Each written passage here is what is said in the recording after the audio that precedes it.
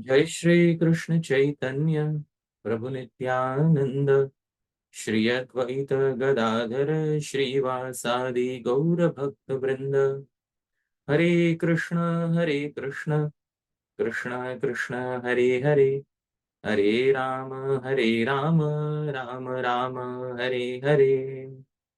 Srila Prabhupada ki jai, Ananta Koti Vaishnava Vrinda ki jai, Shri Krishna Chaitanya Mahaprabhu ki jai, Nitai Go Premanande, Hari Hari Bol. Welcome, dear devotees, to this 10th session of Śrī-Caitanya-Śikṣāṣṭakam. I'm so happy that all of you are present here and so many devotees have been joining since so many weeks. It is the 10th week and we are still on the first verse of Śrī-Caitanya-Śikṣāṣṭakam and we are studying in great detail. This is what the culture is, Shatam Vihaya Bhoktavyam, that giving up 100 things you should eat, Sahasram Snanam Acharet, and giving up 1,000 things one should take bath, Laksham Vihaya Datavyam, giving up 1,000,000 things one should give charity, and Kotim Tyaktva Harim Bhajet, and giving up tens of hundreds of millions of things one should worship Bhagavan Shri Krishna. This was the mood with which we began this series on Śrī-Caitanya-Śikṣāṣṭakam, and therefore we are going slowly, and we have seen that the commentaries of the previous commentators are very detailed, and sometimes we are not able to do complete justice to all the commentaries, but still we are trying as best as possible to cover the essence of the previous commentators. From time to time, we will also see if the commentators have some differences of opinion, and we will try to harmonize all differences as much as possible. And wherever differences cannot be harmonized, then we side with our Gurujanas, because at the end of the day, whenever there are some differences of opinion, we have to fall in line with what our Gurujanas have told us, while respecting all other points of view. So this is the mood with which we are conducting this series of talks on Śrī-Caitanya-Śikṣāṣṭakam. Today is the 10th session of this particular series, and I'm so grateful that Dhāmeśvara Mahāprabhu is here and he's hosting the session. And we also have Param Purna Prabhu as the backup host, as the co-host. I'm very thankful to both of them. Dear devotees, I welcome all of you to the 10th session of Śrī-Caitanya-Śikṣāṣṭakam. This is the verse which we have composed for this particular verse of the Śikṣāṣṭakam. Śikṣāṣṭakamritabdhauyo majjan majjayate svakan sagaurangastatasthaṁ mam kadabdhau krakshyati swayam. While drowning himself, Sri Gauranga simultaneously causes his near and dear ones to drown in the nectar ocean of Śikṣāṣṭakam. I am a mere bystander waiting at the shore. When will Sri Gauranga forcibly pull me in that nectar ocean? Dear devotees, every week we try to have a quote by a Vaishnava Acharya on Sri Harinam. Last week we had a quote by Srila Prabhupada about chanting Harinam is not like mechanical chanting using a machine or a gramophone. So we had those quotes last time. This time I'll begin with a quote from the Vaishnava Acharya and poet Sri Harisuri. He composes a verse in glorification of Sri Harinam. He says, Bhagavan stvadapekshaya shaktis tavanamni prabaleti manmahe trijagat kritarakshana tepi yadabhudrakshanakari gokule. Dear devotees, this is the incident in the 10th canto, 6th chapter of Srimad Bhagavatam, where Shri Krishna killed Putana and the body of Putana fell down and made a loud crashing noise. And all the gopis came there and were very relieved to see Shri Krishna crawling on the body of Putana. Immediately they brought Shri Krishna down from her body, and then they applied tilak on the body of Shri Krishna to ensure his protection. And they took a cow's tail and circumambulated it around Shri Krishna's body parts to ensure his auspiciousness. And when they were applying tilak, Om Keshavaya Namah, the devotees, they chanted Vishnu's names while applying tilak to Shri Krishna.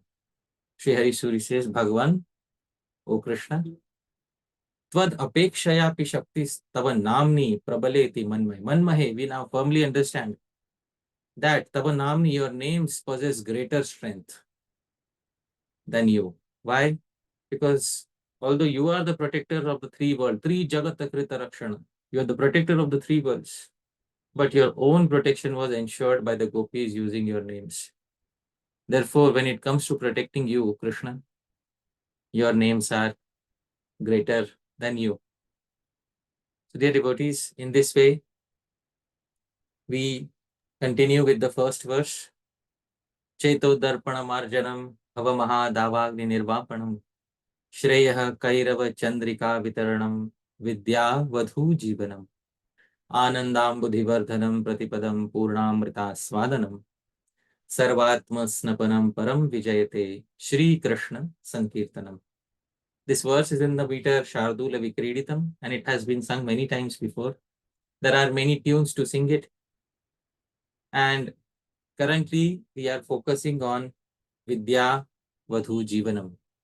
But before we move ahead, I'd like to ask Dhāmeśvara Mahāprabhu to kindly read it in Anvay fashion once again.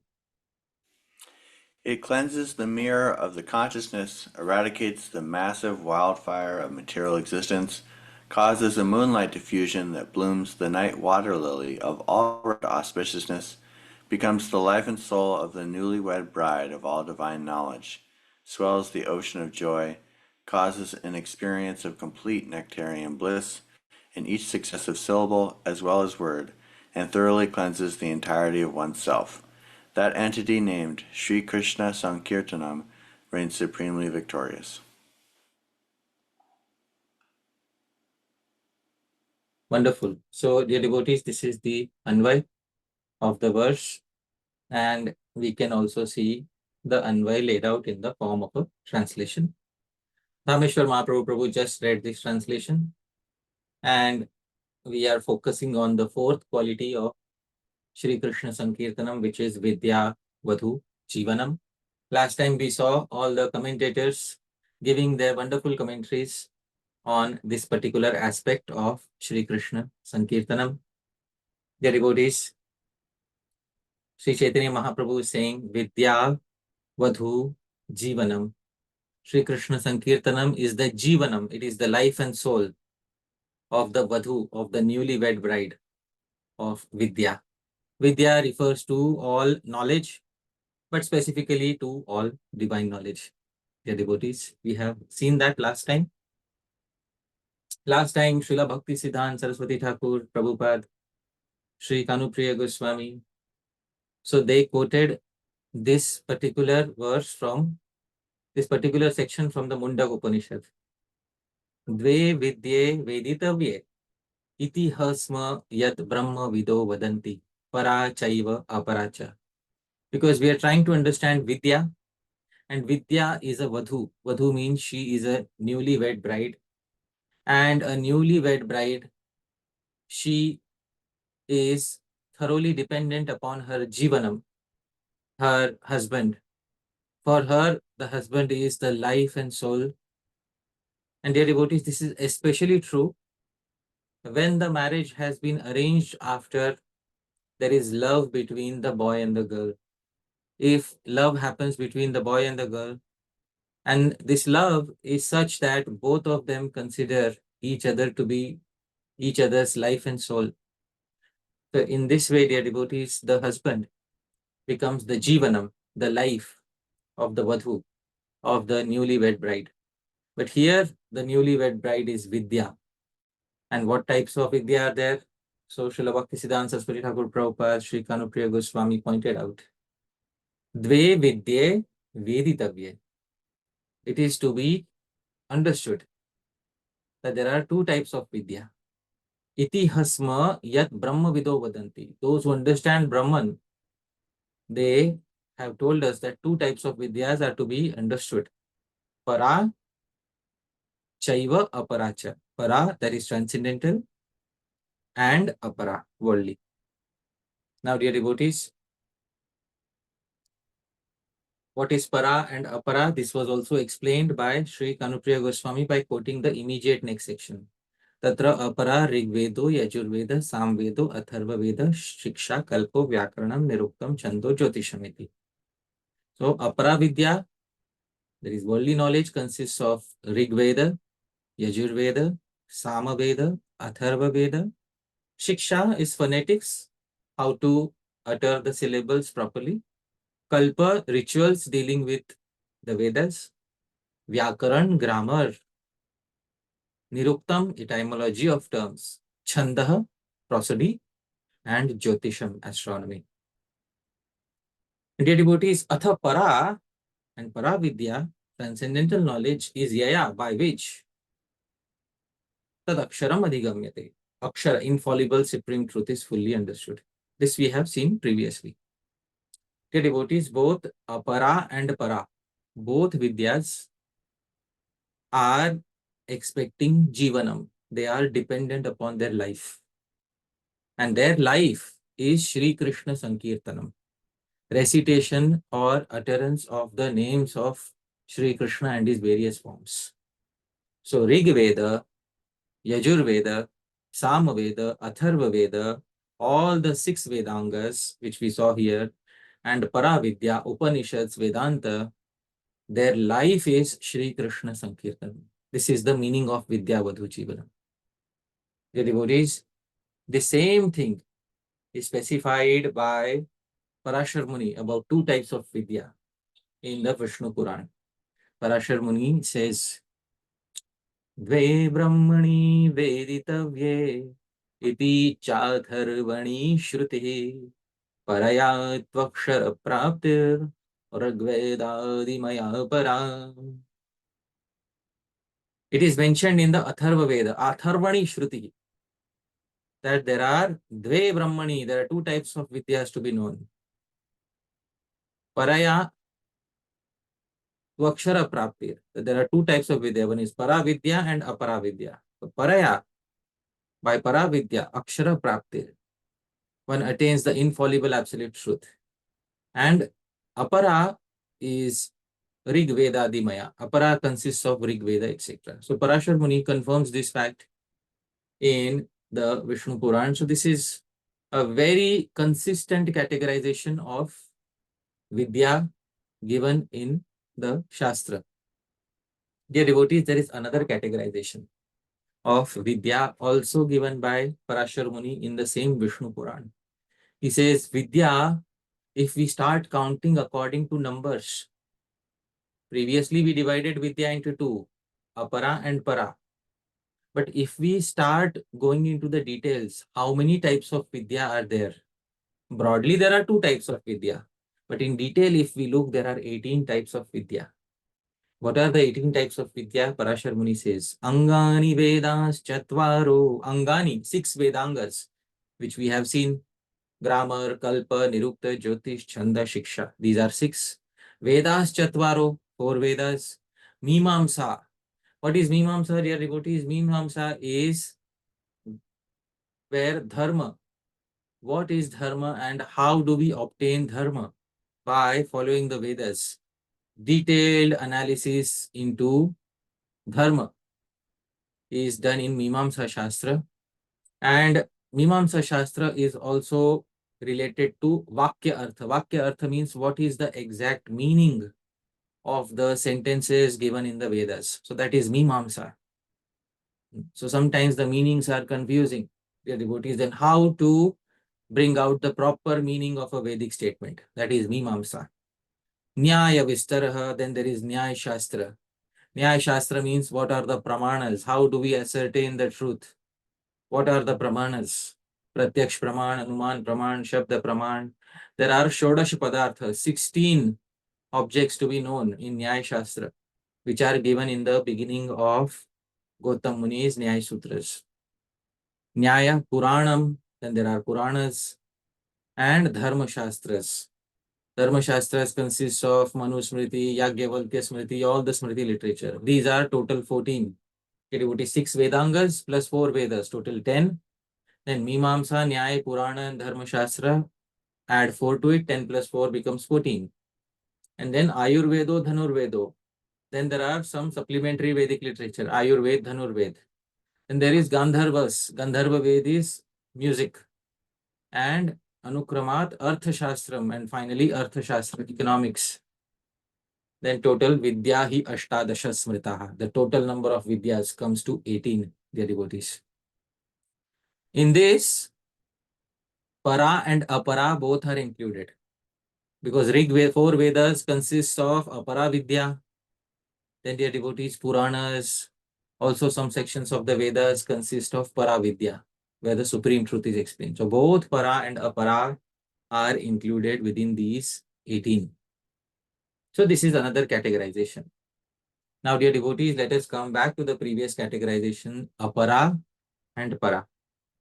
Apara means worldly Vidya, which helps us in this world, Vedic knowledge, which helps us in this world. This is Apara Vidya and Para Vidya. First, let's take Apara Vidya. Apara Vidya consists of the 4 Vedas. Dear devotees, in the 4 Vedas, even Apara is Vasudeva Para. Even Apara Vidya is singing of Vasudeva. Says who? The devotee Sri Vyasadeva himself says in the first canto of Srimad Bhagavatam, Vasudeva Para Veda, Vasudeva Para Makha. Vasudeva Para Veda. The Vedas are Vasudeva Para. They have Vasudeva as their highest objective. But the Vedas are specifying fire sacrifices. If you see, most of the 4 Vedas are centered around fire sacrifices. Almost all the 4 Vedas are centered around fire sacrifices. A fire sacrifice in Sanskrit is called as yajna or makha. So Sri Vyasadeva knows this and says Vasudeva Para Makha. Also, the Vedic yajnas, they have Vasudeva as the highest objective. So we have no doubt that Apara Vidya, that is Rig Ved, Sam Ved, Yajur Ved, all of these are Vasudeva Para, which means they have Vasudeva as the ultimate objective. But if they have Vasudeva as the ultimate objective, they should sing of Vasudeva. They should sing of Krishna. But in fact, we see that they don't sing so much directly about Krishna. The Brahma Samhita says, Vedeshu Durlabham. Dhāmeśvara Mahāprabhu, what is the meaning of Vedeshu Durlabham? It's very difficult to understand the Lord through the Vedas. Very difficult to find him in the Vedas. He exists in the Vedas, but it is very difficult to find him in the Vedas directly. The Vedas sing of him, but they sing of him in a very cryptic manner. Previously, I have specified Parokshavad. The Vedas like to speak in cryptic, mystical ways. And Krishna likes it when the Vedas speak in that manner. Dear devotees, do the Vedas perform Sankirtan of Bhagwan's Naam? So the answer is yes. The Vedas perform Sankirtan. Let's see how. Dear devotees, in the Rig Veda, there are 7 suktas. There are 7 hymns dedicated to Vishnu. And let's see one of the hymn in Rig Veda, in the 3rd mandal, in the 55th sukta, the 10th hymn consists of phrase Vishnur Gopah.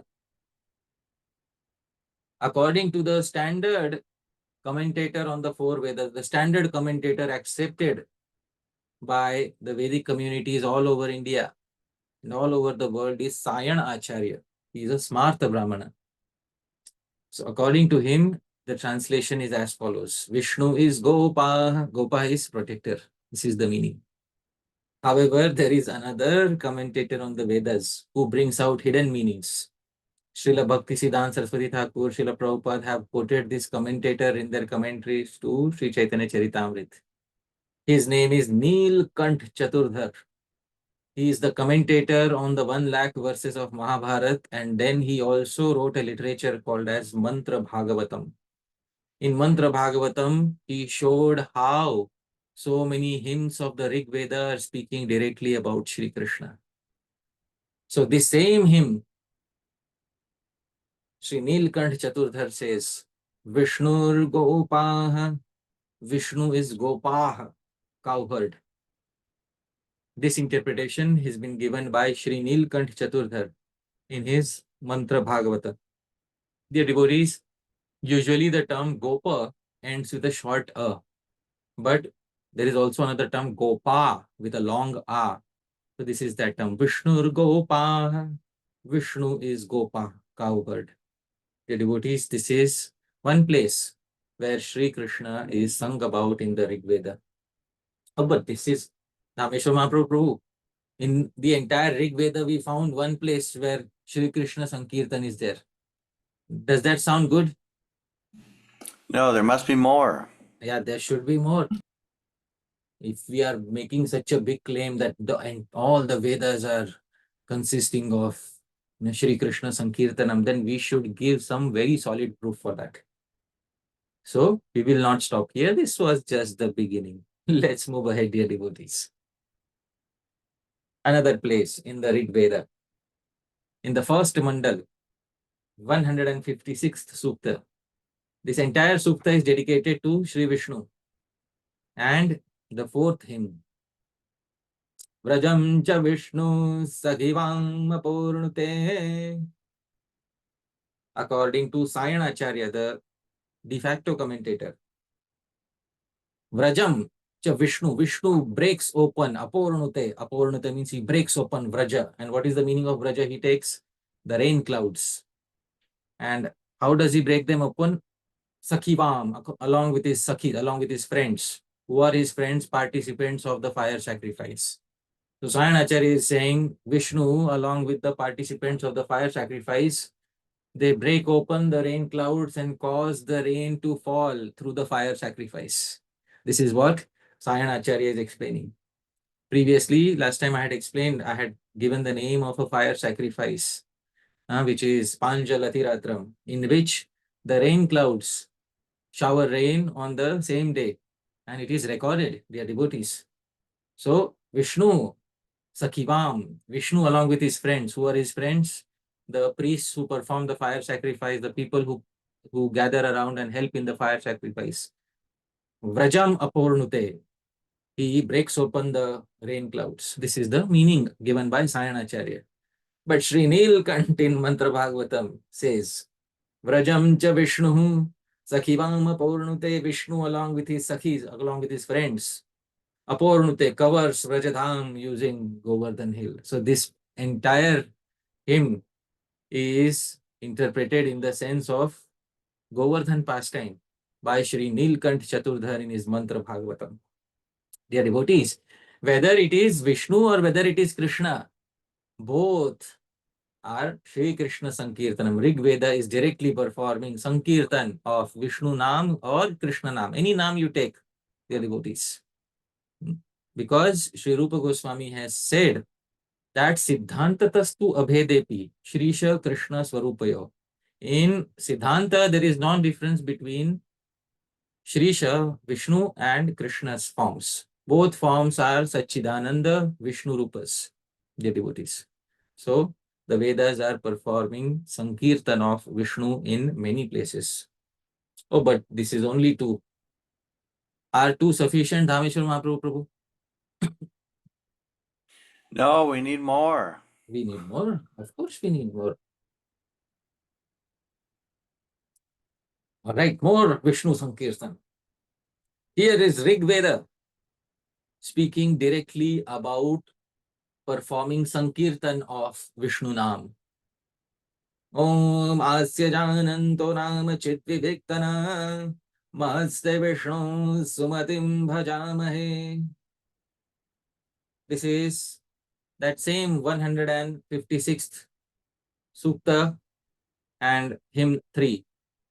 This interpretation is according to Sri Jiva Goswami. Sri Jiva Goswami's interpretation. He gives in the Sandarbhas.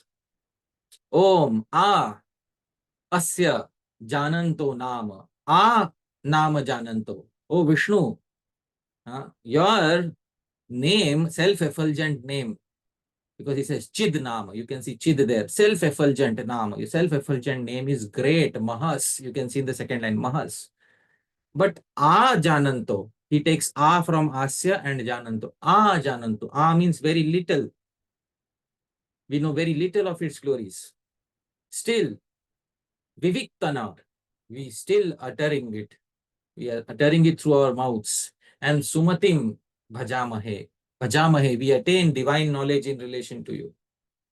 Well, this is Sri Jiva Goswami. Of course, he is a Vaishnava commentator. He will interpret it like this.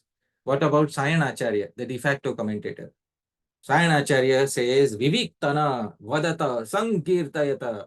Chant Vishnu's name, says the Rig Veda. This is Sayanacharya's very clear interpretation. The plain vanilla interpretation of this verse as given by Sayanacharya. That this particular hymn in the Rig Veda is about Sankirtan of Bhagwan's Naam. Oh, well, wonderful. We found 3 references of Vishnu Sankirtan in the Rig Veda. Wow. Now, what about the rest? So many hymns are there. Agni in the beginning of the Rig Veda. Agni Mire Purohitam. I worship Agni, the Purohita, the priest of the Devatas. What about that? There Agni is glorified. Somewhere Varun is glorified. Somewhere Ashwini Kumars are glorified. What about those names of Bhagavan? For example, here is glorification of Indra in the Rig Veda. Kirtanyam Bhagavanam Bibhrad. In the Rig Veda, first Mandal, 103rd Sukta, 4th hymn. Maghava, Indra is Maghava, prosperous. For the performer of his sacrifice, those who perform his sacrifice, his name is Kirtanyam. Kirtanyam is worthy of Kirtanam. So in this particular hymn, Dhāmeśvara Mahāprabhu Prabhu, whose Kirtan is recommended? Indra. Indra's Kirtan is recommended, of course. So how can we say that Vidya, this is Apara Vidya? Dear devotees, this is Rig Veda. In front of us, directly, this is Apara Vidya. And it is giving Indra Sankirtan, or it is giving Sankirtan of so many other deities. It is glorifying so many other deities. So, dear devotees, in reply to this, our acharyas say, Evam nana vidhai shabdair eka eva trivikramaha vedeshu cha puraneshu giyate purushottamah. Evam nana vidhai shabdair. Through various terms, various names, eka eva trivikramaha. There is only one supreme Purusha named Trivikrama, Vishnu, who is sung about in the Vedas and Puranas. All the various names of the Vedic deities given in the Vedas are actually names of Bhagavan Vishnu. This verse originally is attributed to Brahmanda Puran. It is originally quoted by Sri Madhvacharya, and this verse is taken up as it is by Sri Jiva Goswami in the Bhakti Sandarbha, to show that all the Vedas through Kirtan of the various deities are actually glorifying Vishnu indirectly. Acha? But this is a verse by Sri Madhvacharya, and who implemented, can anybody implement this verse in practical real life? When Indra is glorified, the priests will utter this hymn and then they say, Idam Indraya Idam Namama, this offering is unto Indra. Then how is Vishnu being glorified? Dear devotees, the previous great authorities have shown us all Vedic deities are limbs of Vasudev. In the 5th canto, 5.6.7 is a paragraph.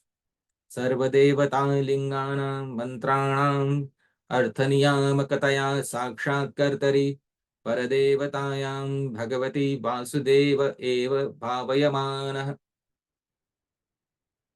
Maharaj Bharat performed all yagyas for the satisfaction of Lord Vasudeva. He thought that since the devatas were different parts of Vasudev's body, he controls those who are explained in the Vedic mantras. By thinking in this way, Maharaj Bharat was freed from all material contamination such as attachment, lust, and greed. When the priests were about to offer the sacrificial ingredients into the fire, Maharaj Bharat expertly understood how the offering made to different devatas was simply an offering to the different limbs of the Lord. For instance, Indra is the arm. So when the priest will say, Idam Indraya, Idam Namama, Indraya Swaha, so then Bharat Maharaj will understand that it is being offered to Bhagwan Vasudev's arm. Surya is the sun, is his eye. Thus Maharaj Bharat considered that the oblations offered to the different devatas were actually offered unto the different limbs of Lord Vasudeva. From this point of view, if we see, the entire 4 Vedas are performing Shri Krishna Sankirtanam.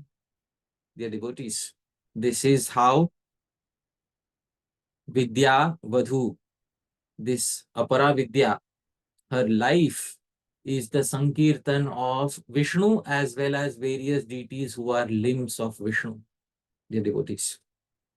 Now somebody may say, well, Bharat Maharaj is one exception. But he is not just an exception, he is the most exceptional king after whom this entire planet became known as Bharatvarsha, dear devotees.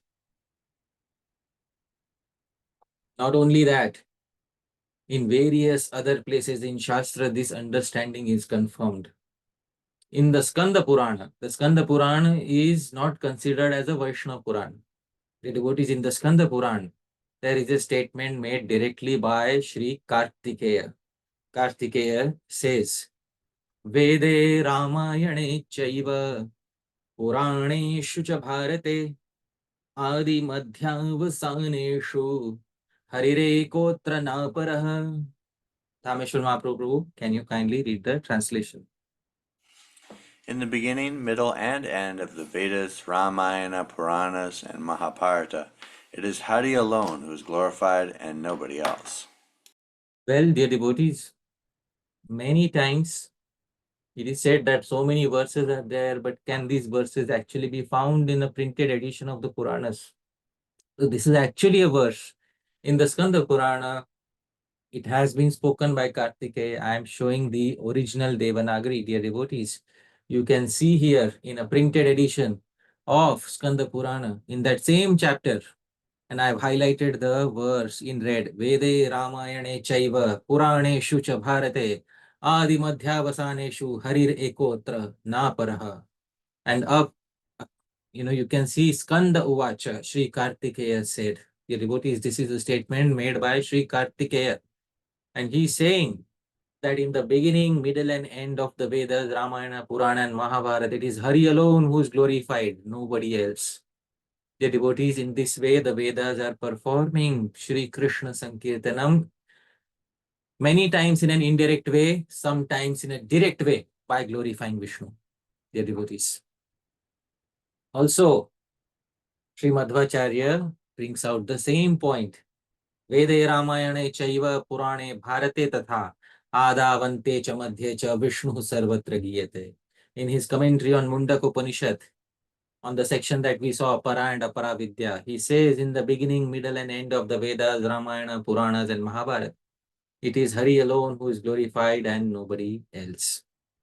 Dear devotees, somebody may say these are all Vaishnava Acharyas. All right, Skanda Puran is an exception. Maybe, is there any other Acharya who aligns with the same point of view but is not a Vaishnava Acharya? Of course, there is.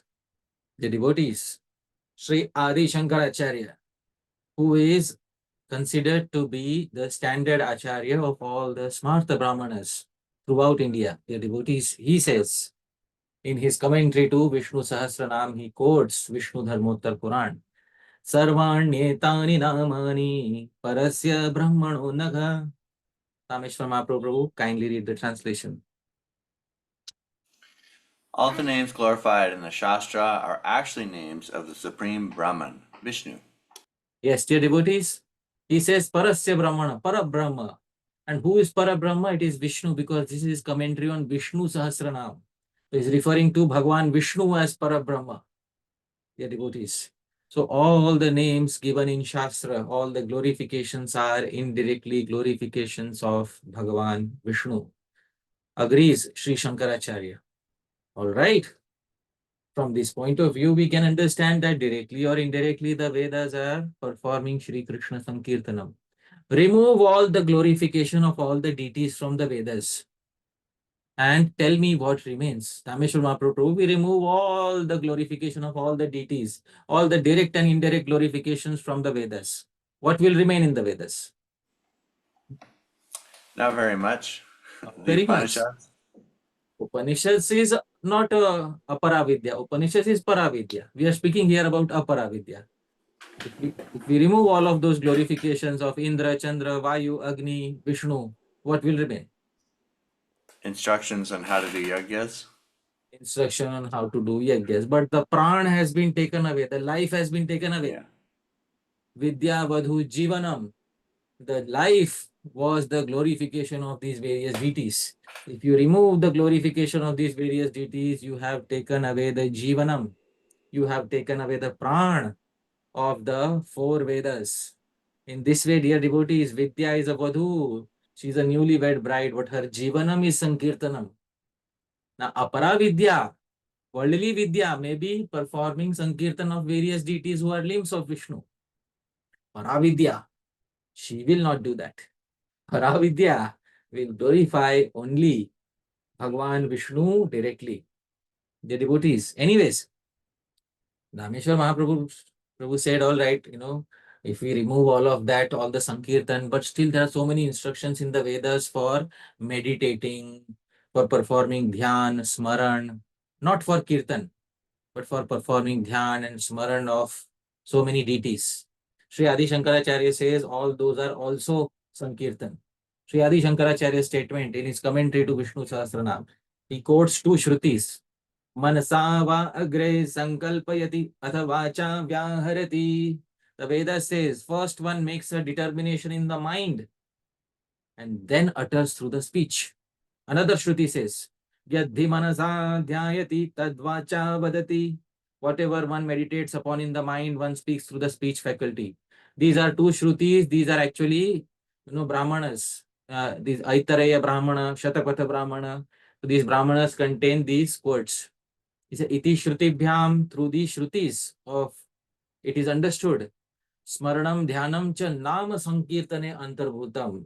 Smaran and Dhyan, even if there are instructions in the Vedas on Smaran, just remember, and Dhyan, ultimately Smaran and Dhyan also fall within the umbrella of Shri Krishna Sankirtanam. So any instructions on meditation in the Vedas, any instructions on remembrance in the Vedas, Sri Adi Shankaracharya says it falls under the umbrella of Nam Sankirtanam. Dear devotees, in this way, all the Vedas are glorifying Nama Sankirtan of Shri Vishnu directly or indirectly. This has to be understood. Acha. But what about the practical section of the Vedas where, you have to go and arrange the fire sacrifice, make a big yagya kunda, arrange the wood, everything. What about that? Dhameshwara Mahaprabhu, when somebody is chopping wood for, for arranging a fire sacrifice, somebody is designing decorating the yagya kund. And in all of those things, is Bhagwan Vishnu present? Not necessarily. Necessarily. But dear devotees, the Vedas themselves will say, Yagyo vai Vishnu, Yagya itself is Vishnu. The Vedas directly will say, Yagya itself is Vishnu. Shatapatha Brahman, this is Vedic literature directly. We'll say Yagyo Vai Vishnu. All the activities in Yagya are direct representatives of Vishnu. Acha, not only that, another Brahman says Vishnur Vai Yagya. Yagya is Vishnu and Vishnu is synonymous with Yagya. Aitareya Brahman, Shatapatha Brahman, both direct Vedic literature. I am giving along with the exact references. Yagya is Vishnu, Vishnu is Yagya, dear devotees. So in the Vedas, it is said, Yagyo vai Vishnu, Yagyo vai Agni. There are two things which the sacrifice is synonymous with, Vishnu and Agni. And then says, Agni Avamo Devata. Agni is the lower deity. Vishnu Paradevata. Vishnu is the higher deity. So dear devotees, Yagyo vai Vishnu, Vishnur vai Yagya. The fire sacrifice is synonymous with Vishnu. Acha Dhāmeśvara Mahaprabhu, in the Treta Yuga, some incarnation of Bhagwan came and inaugurated the process of fire sacrifice. What was the name of that incarnation?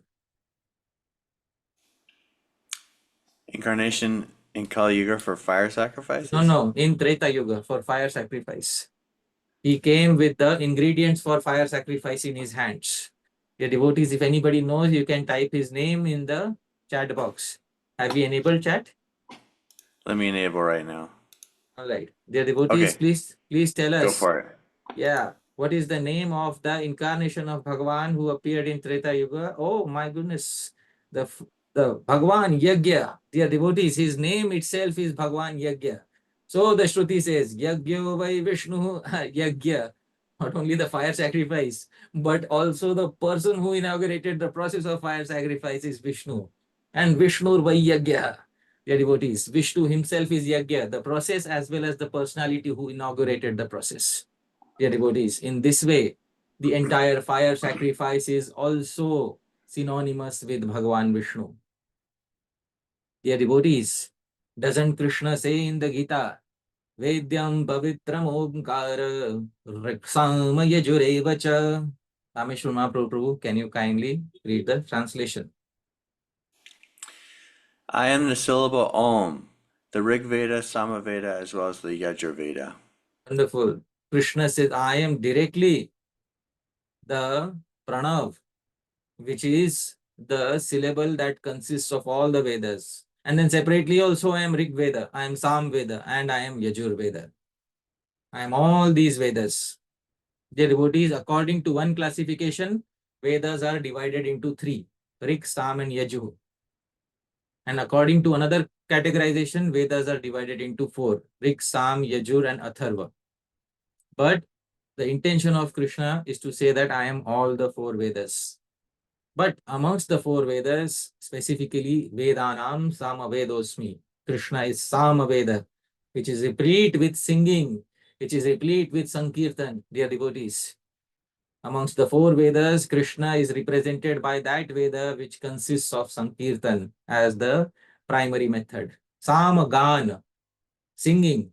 And singing is nothing but performing Sankirtan of the names of so many deities as well as of Shri Vishnu. In this way, dear devotees, not only is Krishna present in all the four Vedas, Krishna is also present in each and every term of each and every Vedic literature. Says who? Says none other than our very dear Nimai Pandit. When he was teaching grammar, there was no grammarian like Nimai Pandit. The Chaitanya Bhagavat describes something. Vidyā-vadhū-jīvanam Nimai Pandita Shabdasane Vaghanena Krishna Samhita. Dhāmeśvara Mahaprabhu, kindly read the translation. In every explanation that Nimai Pandit has given recently, he explains Krishna as the meaning of every word. Oh my goodness, Sri Chaitanya Mahaprabhu as Nimai Pandit took upon the challenge. In every word in the Vedas, there is Bhagavan Shri Krishna. And then he used to challenge others. Tell me, do you want to challenge me on this? I am a Pandit of Nyaya and Vyakaran. I am a Pandit of Grammar and Nyaya. Do you want to challenge me on this? And when somebody would challenge, Nimai Pandit would start asking, what is the meaning of Dhatu? So Dhatu means verbal root, but he would say Dhatu is Krishna's energy. I am trying to give a summary of Nimai Pandit's argument here. Dear devotees, in grammar, those of us who have studied little grammar, Sanskrit grammar, we know that grammar is nothing but Shabda Anushasanam, the discipline of forming correct words, the discipline of understanding correct terms. This is grammar. Dear devotees, every term, please see here, is known as Shabda, and Shabda is formed by a combination of two factors. What are the two factors? First is Prakriti. Prakriti is the verbal root or the term, and next is Pratyaya. Pratyaya is the suffix. In English, we can give an equivalent. For example, if we have the term going, going is a Shabda, it's a term. The original original Prakriti is go, and we have added the suffix ing. So combining these two, we have going. Similarly, washing or washed. Wash is the original Prakriti and ed is the suffix pratyay. Similarly, in Sanskrit grammar, all words are formed as a combination of Prakriti and pratyay. But dear devotees, Nimai Pandit's firm opinion, and you can verify it from the dictionaries, Prakriti is another term for Shakti. Isn't it, Dhāmeśvara Mahaprabhu? Isn't Prakriti another term for energy? Yes. And Pratyay is one of the names of Bhagwan Vishnu given in Vishnu Sahasranam. Dear devotees, all the terms in grammar are formed by a combination of Bhagwan and his Shakti. In this way, Pratyay, Bhagwan is present as the Pratyay suffix in each and every term. But those of us who know grammar in little detail, they will ask another question. There are some terms who don't accept any suffix. There are some terms who never change. Even in English, there are some terms like that. For example, under, over, under. This term does not change if there is one person or multiple person. There was one person under the table. There were two people under the table. There were 100 people under the table. No matter how many people are there, the term never changes. These terms are known as immutables. These immutables consist of nipat, particle terms, or upasarga prefixes. All of them are known as avyaya. Dear devotees, avyayas are terms which don't change, but avyaya is also a name of Krishna given in the Bhagavad Gita and Vishnu Sahasranam. In Bhagavad Gita, it is said, Tvam avyaya, you are avyay. Dear devotees, in this way, not only the terms which get modified, which are combination of Prakriti and Pratyay, but also the terms which never get modified, the immutables, avyayas, are all names of Shri Krishna. Dear devotees, now Dhāmeśvara Mahaprabhu, tell me, is there any term in Shastra which does not point to Krishna? No. No. Acha, Prabhu, you take any term in Shastra and remove the pratyay from it, remove the suffix from it. Will Shastra remain the same? Say the question again. You take any term, you take all the terms in Shastra and remove the pratyay, the suffix from it. Will Shastra remain the same? The Shastra will change. Shastra will change. And the terms will lose all their meaning. Therefore, pratyay suffix is the jivanam. It is the life of each and every term. Dear devotees, and pratyay is Bhagwan Vishnu. In each and every term of Shastra, there is Shri Krishna Sankirtanam. Didn't Sri Madhvacharya say, Veda in Ramayana Chaiva, in Vedas, Ramayana, Mahabharata, in the beginning, middle, and end, it is Bhagwan who is being glorified. Even in terms which don't point to Bhagwan, yes, even in terms which don't appear to point directly to Bhagwan, the pratyay, the suffix is Bhagwan present in each and every term. As the suffix, as pratyay, Bhagwan Vishnu is present in each and every term. The devotees, think about this argument and try to see if you can counteract this argument of Nimai Pandit. This argument was given 500 years ago by none other than Nimai Pandit. Please try to think about this argument. And you can find out if Pratyay is one of the names of Vishnu in Vishnu Sahasranam. You'll find one of those names is Pratyay. You'll find another name is Avyaya, immutable. These two are names of Vishnu. So the immutable terms and the mutable terms both have the name of Vishnu. Originally, the name belongs to Bhagwan Vishnu.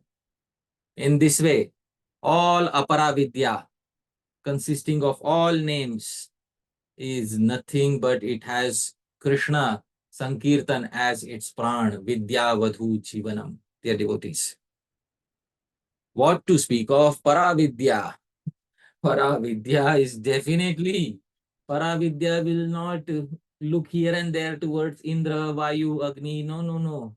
We saw in the Mundak Upanishad, Parayaya tu aksharam adhigamyate. Para is that by which the infallible is understood and attained. And therefore, Sri Vyasadeva says in the Srimad Bhagavatam, Vedai Sangapadakramopanishadair Gayanti Yam Samaga. The singers of the Samaveda sing of his glories, of Vasudev's glories through the Vedas. Dhāmeśvara Mahāprabhu, Vedas are Aparavidya or Paravidya? Aparavidya. Okay, along with their corollaries, the 6 Vedangas are also Apara. Padapat, Kramapat, but at the end, Sri Vyasadeva mentioned something. What is the name mentioned at the end? Devaya Tasmai Namaha. No, no, in this, what is the term at the end in this translation? Upanishads. Upanishads. Upanishads is Aparavidya or Paravidya? Paravidya. Oh, wonderful. So Sri Vyasadeva also says that the Upanishads, Paravidya, are also directly singing about him. So whether it is Aparavidya, dear devotees, or Paravidya, all these vidyas are deriving their life from Shri Krishna Sankirtanam. Vidya-vadhū-jīvanam. If Vidya is a Vadhu, Shri Krishna Sankirtanam is her husband. Without the husband, she will lose all meaning. She will lose her status as Vadhu. She will lose all her ornamentation. Without marriage, a girl doesn't carry much ornamentation. After marriage, a girl wears a lot of ornamentation. She appears very beautiful. The devotees, vidya-vadhu. If Vidya is an ornamented girl, ornamented bride, her jivanam, her groom, is Shri Krishna Sankirtanam. This is the meaning of vidya-vadhu-jivanam. Dear devotees, in fact, after studying all the Vedas, after studying all the Itihasas, Puranas, performing all the Vedic rituals, final perfection is to have Shri Krishna Sankirtanam. Dear devotees, all Vidya ends up in the perfection of Shri Krishna Sankirtanam, says Mother Devahuti in the 3rd canto of Srimad Bhagavatam. Aho batashva pachauto gariyan yajjhvagre vartate namatubhyam te pustapaste juhuvusasnurarya brahmanujurnam grinanti yete. Aho, oh, how glorious! Shvapachoto gariyan yajjhvagre vartate namatubhyam. Shvapacho, even if born in the family of dog eaters, they are very glorious. If Jiva agre, if at the tip of their tongues. Srila Prabhupada has translated if their tongues are chanting, but the original Sanskrit says Jiva agre, if at the tip of their tongue, if your name, Namatubhyam, is residing. Such persons, te pustapa, they must have executed all kinds of austerities. They have already executed all kinds of austerities. Juhuvu, they have already performed all fire sacrifices. Sasnuhu, they have already taken bath at all the holy places. Arya, these people have already lived the life of Aryans. Brahma, Anuchu, and Brahma, Vedas, they have Anuchu, they have studied and recited perfectly. And the result of all of that is Nama Grinanti Yete, that they are uttering your name today. If they are uttering my name, how did they take birth in the family of a dog eater? Sri Vallabhacharya says, because in the performance of the Vedas, there are so many possibilities of making a mistake. Certainly, they might have ended up making a mistake. But even if they make the worst mistake and take birth as a dog eater, the result of chanting all the Vedas and performing all the austerity sacrifices from previous lives is that finally, in that birth, which is their final birth, they are able to affectionately chant your name, dear devotees. Or else, in previous lives, they might have been tired of all the Vedic sacrifices and might have prayed, oh, please let me have a birth wherein there is no possibility of a fire sacrifice, but there is possibility of chanting your name, Bhagwan. So, they are chanting your name today, although they cannot perform a fire sacrifice today. But in the previous lives, they have done everything. They have done everything. And thus they have attained the perfection of Shri Krishna Sankirtanam. Previously, they attained para and apara vidya. And now they have attained the jivanam, the life and soul of that para and apara vidya. That vartate namatubhyam, they are now able to perform Shri Krishna Sankirtanam. Dear devotees, with this, I will pause my explanation on vidya-vadhu-jivanam. I'd like to thank each and every one of you. Yadatra skalitam kinchit vidvansah purayantu tat. Yadatra saushthavam kinchit tad guroreva me nahi. Yadatra skalitam kinchit. If there's anything mistaken, vidvamsah, your learned devotees, purayantu tat. Please correct anything that is mistaken.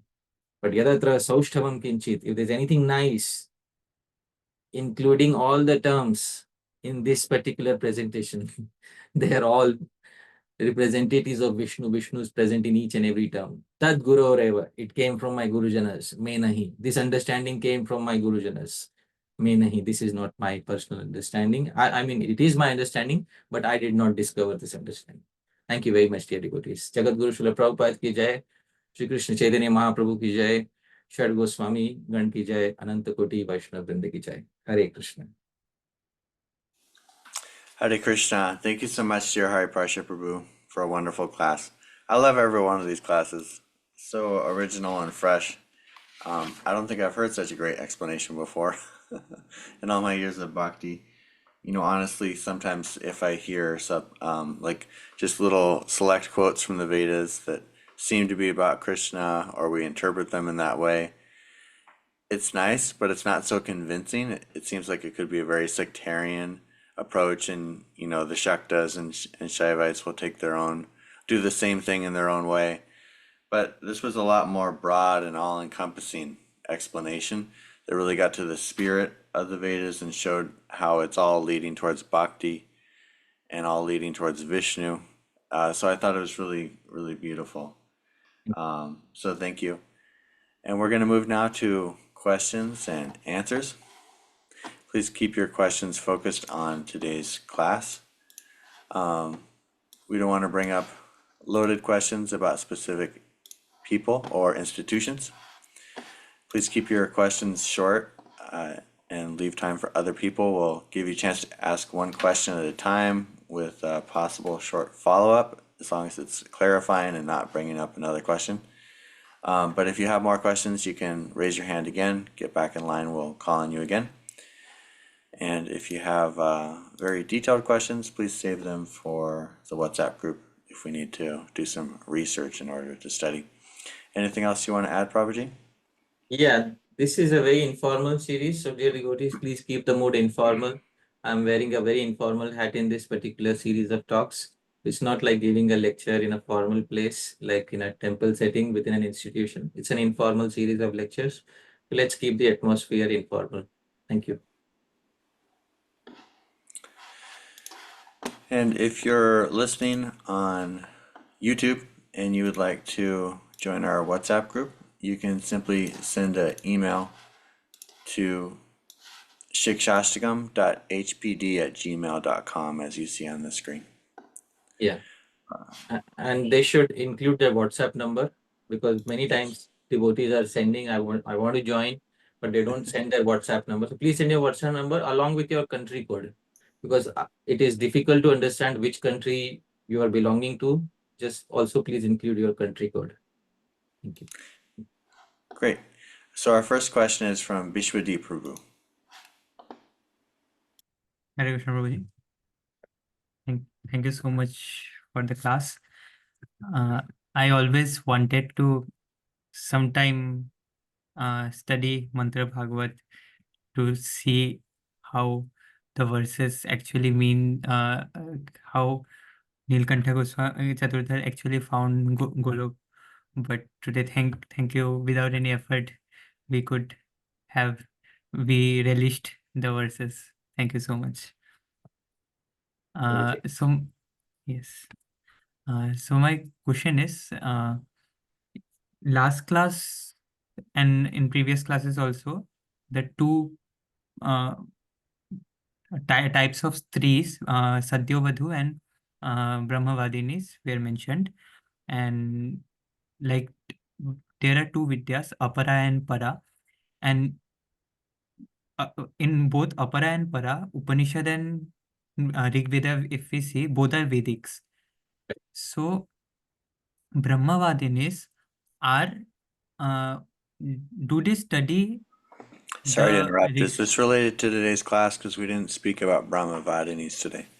in this lecture? It was Oh, in the series. in the previous talk, it was Yes. there was a mention of, because devotees have to understand what is being spoken of. There are two types of ladies.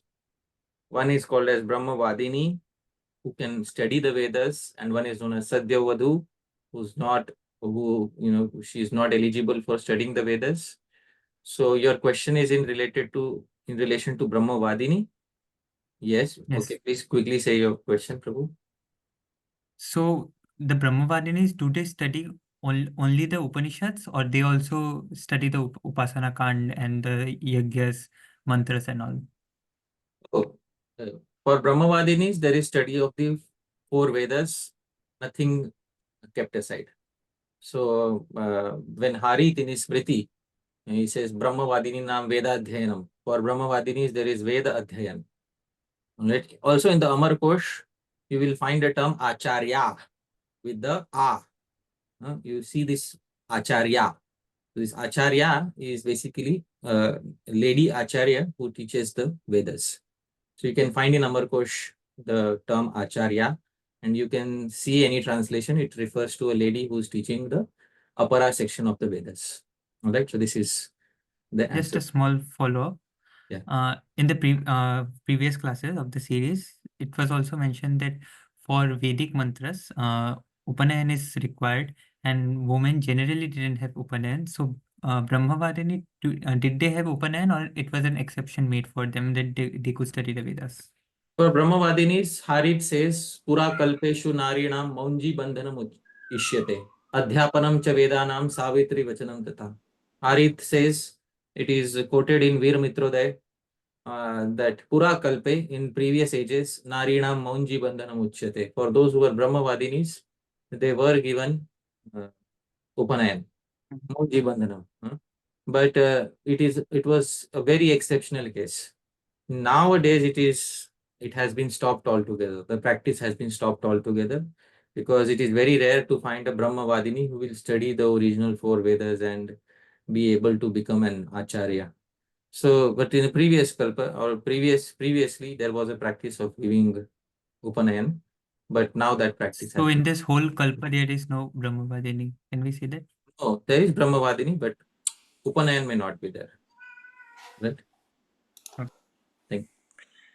Thank you. So when we say please ask questions related to today's class, it's the topic of today's class. We can, by association, take something that was mentioned in the class. Like I could say, well, in the class you mentioned about yagyas, and one type of yagya is ashvamedha yagya. And so when Indra is performing the ashvamedha yagya, and this way we start to branch out into things that the class wasn't actually about. So we want to avoid that as far as possible and ask questions about the topic of the class and not just particular things that were mentioned. Any comments on that, Hari Prabhu? Yeah, and if it is something very important, and if somebody strongly feels it is related, they can ask in the Q&A also. That is also a possibility. So if you're not sure about your question, you can just put it in the chat and we'll decide. Yeah. Next we have Tanvi Mataji. Hare Krishna Prabhuji, my pranams. Thank you so much for the explanation. It was really very wonderful. So I believe that when you told about the 18 vidyas, one of them was Artha Shastra, right? Right. So, can you please clarify that how the Arthashastras describe about Vishnu? How the Arthashastras describe about Vishnu?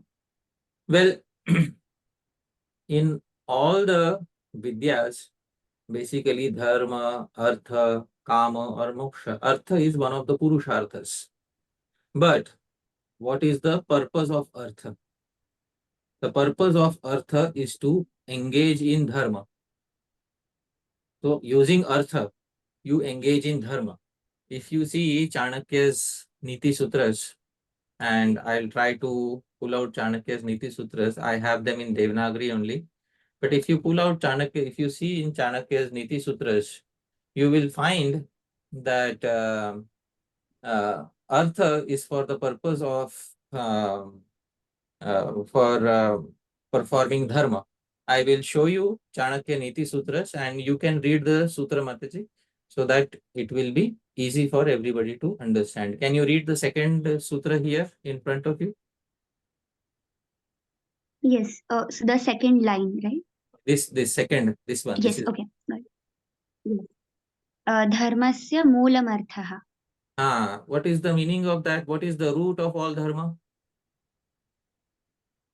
Artha. Artha. Yes. So, dharmasya moolam artha. The root of all dharmic activities is to invest wealth in them. So, what is the purpose of artha? The purpose of artha is to invest in dharma, because any artha which is not invested in dharma becomes a cause of adharma. But dharma is nothing but practices given in the four Vedas. So, artha indirectly propels you in the direction of the four Vedas and executing dharma. In that way, Artha keeps you connected to Bhagavan Vishnu. That is the answer to your query. All right? Thank you. Yes, Prabhuji. Thank you so much. Next we have Narayani Mataji.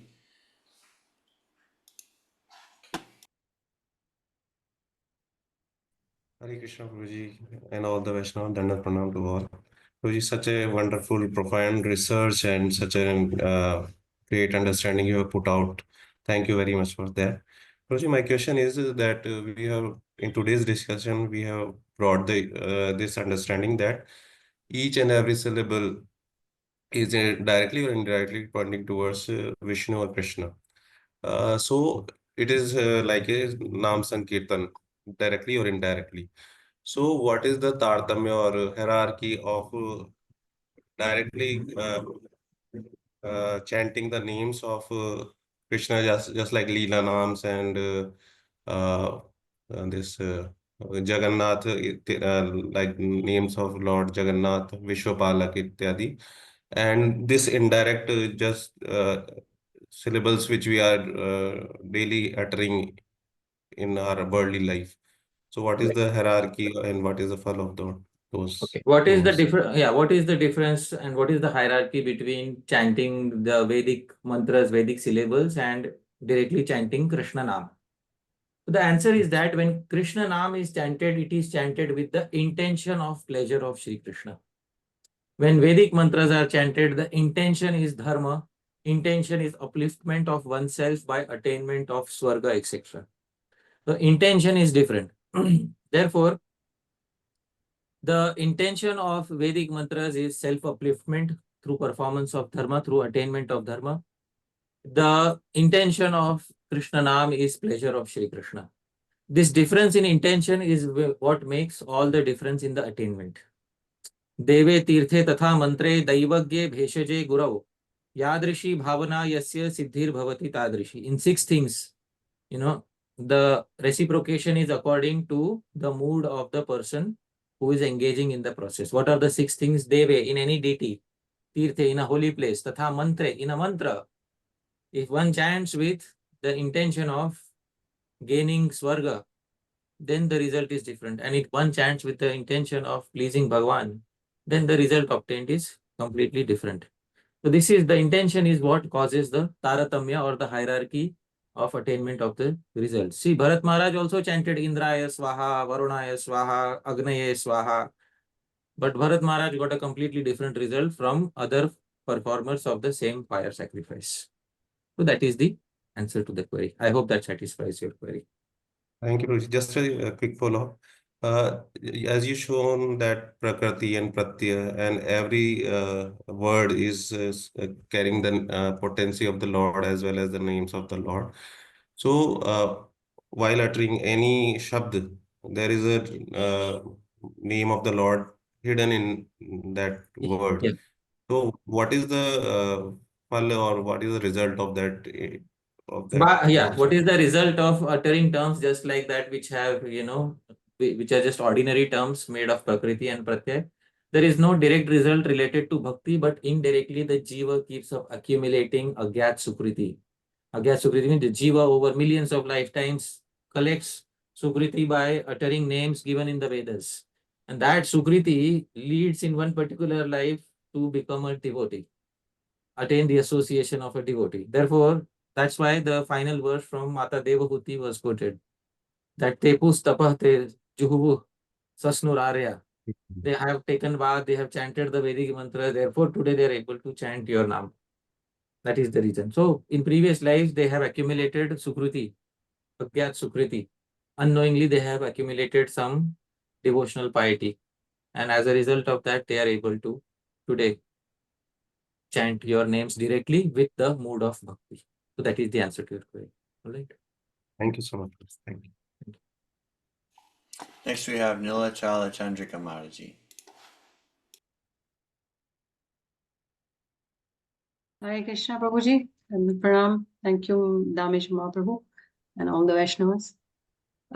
My question is, you mentioned about different shastras. So what is Rasa Shastra in reference to the Vedas and Vani Shastra? So Shastra, Rasa Shastra is part of Natya Shastra. Natya Shastra is basically, it is, Gandharva Vidya. It is Vidya of the Gandharvas basically, because the Devatas and Gandharvas, they are the ones who first enacted this. In the beginning of the Natya Shastra, it is mentioned that Shri Brahma gave this Sarva Varnik Veda. It is as good as a Veda. It is for all the four Varnas. This Natya Shastra is a Veda for all the four Varnas. Shudras are not excluded from this. It is part of the Gandharva Vidya. Gandharva Vidya means it is the Vidya which is coming from the Gandharvas and Devatas. It has come down to us. And that is how it is included as a within the Gandharva Vidya. But Gandharva Vidya also includes Sangeet and many other types of arts. But Gandharva Vidya is the broad name for all of those things. Right? And Vani Shastra? Vani, what is the meaning of? I have not heard Vani. Where have you heard Vani Shastra? I've heard in lectures of, I don't know if I should take the names. No, but I mean, what was it referring to? Which Vidya was it referring to? I heard in a lecture from Achyuta Bhattji, actually. Vani Shastra mein aise likha hai.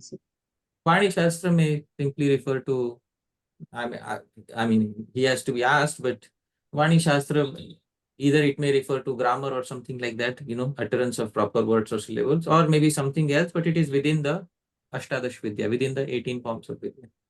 All right? Okay. Thank you. Okay. Thank you, Prabhuji. Hare Krishna. Next we have Omkar Prabhu. Hare Krishna, Prabhuji, Dhanvat Pranam. Thank you for the wonderful class today, Prabhuji. Glad to see the different ways through which you proved the importance of Sankirtan. Prabhuji, my question was, in the Ashtadasha Vidyas, where would the Upapuranas and the Agamas stand? Upapuranas are there in Puranas itself. No? As an extension of Puranas, we have Upapuranas. Yes. Right. And so, what would be for Agamas? Because all the Puranas were included as one Vidya, right? In the verse which I showed, all the Puranas were included as one Vidya. Yes. Yes. And then there are Agamas are included in the same category as Smriti and Dharma Shastras, basically. Yes, because they are obviously propounded by sages. Yeah, so Agamas, they quote, so Agamas, if you see Hari Bhakti Vilas is also quoting so many Agamas, but Hari Bhakti Vilas is also Dharma Shastra, right? Yes. It is a Vaishnava Dharma Shastra, which is quoting so many Agamas and Sanskrit. So Agamas can be broadly included within Dharma Shastra. Okay. Yes, sir. Thank you. Done. Next, we have Kamniya Krishna Prabhu and Kamala Mataji.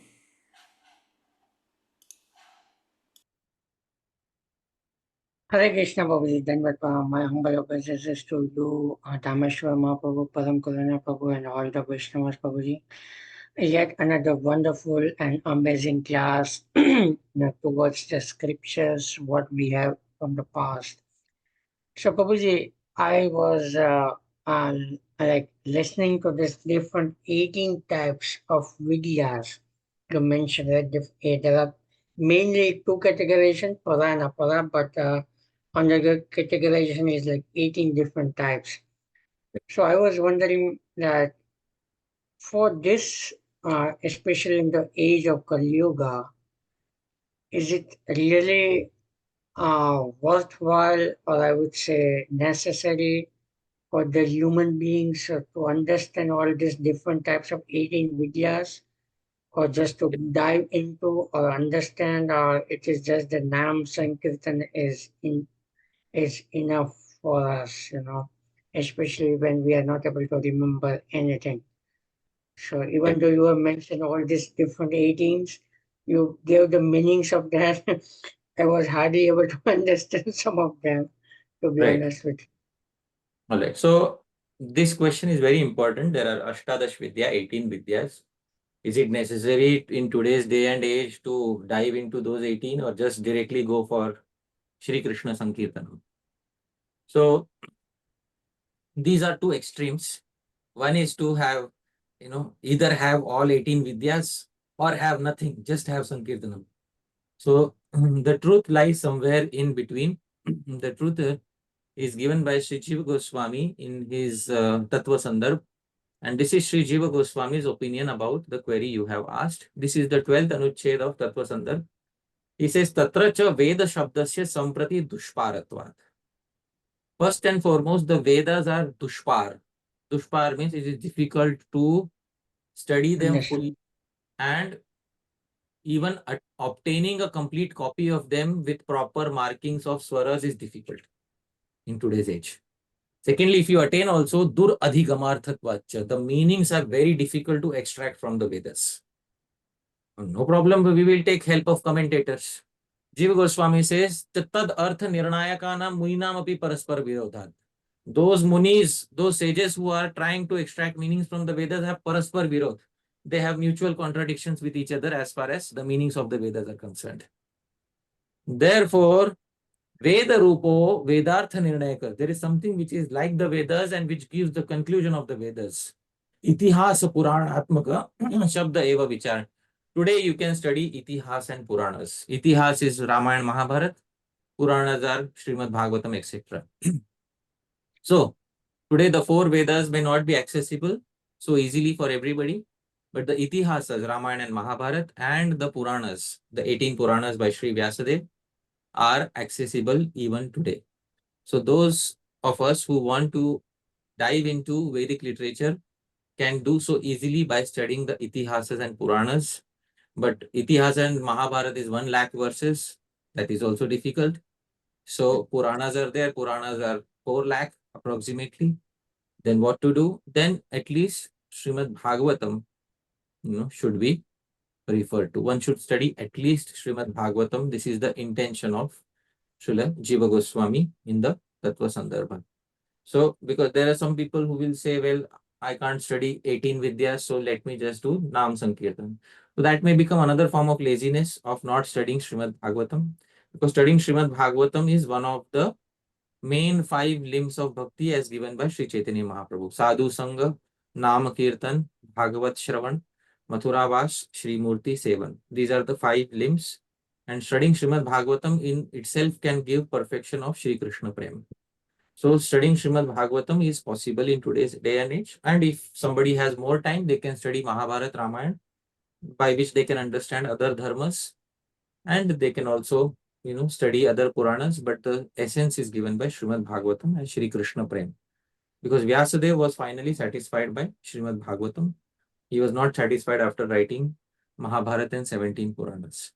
So this is the answer to your query. I hope that satisfies your query. Thank you so much. Yeah, wonderful. Yeah. Thank you so much. Hare Krishna. I have a question, Prabhuji, about when you were speaking about Smaran and Kirtan. Right. So it seemed like you were giving a series of arguments about how everything in the Vedas is ultimately about Nam Sankirtan. So you talked Right. about how Yajna is identified with Vishnu, how grammar and the meaning of words is related with Vishnu as Pratyaya. And it seemed like when you brought up Smaran and Kirtan, it was another way to argue that all the Vedas are ultimately about Vishnu, but I didn't quite grasp No, that. no. Here, all right. So, Sri Adi Shankaracharya says there are many places in the Vedas where direct chanting may not be recommended, but meditation or smaran or dhyan may be recommended. But he says after dhyan, after meditation, what will one do after fixing an object in the mind? Sri Adi Shankaracharya says ultimately fixing of the object in the mind will someday or the other lead to utterance through the mouth, because your thoughts turn to your words. That is what the Shruti says. And therefore, ultimately, even those remembrances given in the Vedas will ultimately lead one to perform Shri Krishna Sankirtanam. So in an indirect way, Smaranam can also be included within the umbrella of Sankirtan. This is what Sri Adi Shankaracharya is saying at that point of time. So I hope that satisfies you. Yes, very interesting. Thank you very much. Next we have Kripa Prabhu. Kriparam Prabhu, very good. Dandavad Hari Parshad Prabhu.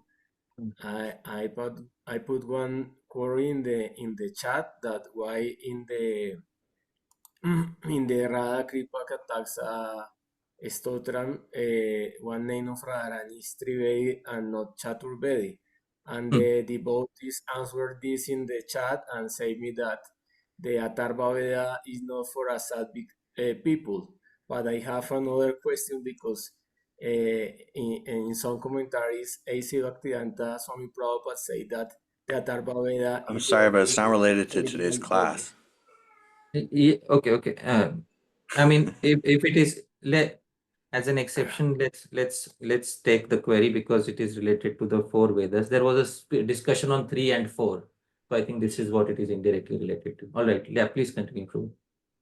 Yes, in the Bhagavatam, in the 9th canto, 14 chapter 48 del Loka, the translation said in the Satya Yuga, the third millennium, all the Vedic mantras were included in one mantra, Pranava, the root of all Vedic mantras. In other words, the Atharva Veda alone was the source of all Vedic knowledge. Right. So originally the Veda is one.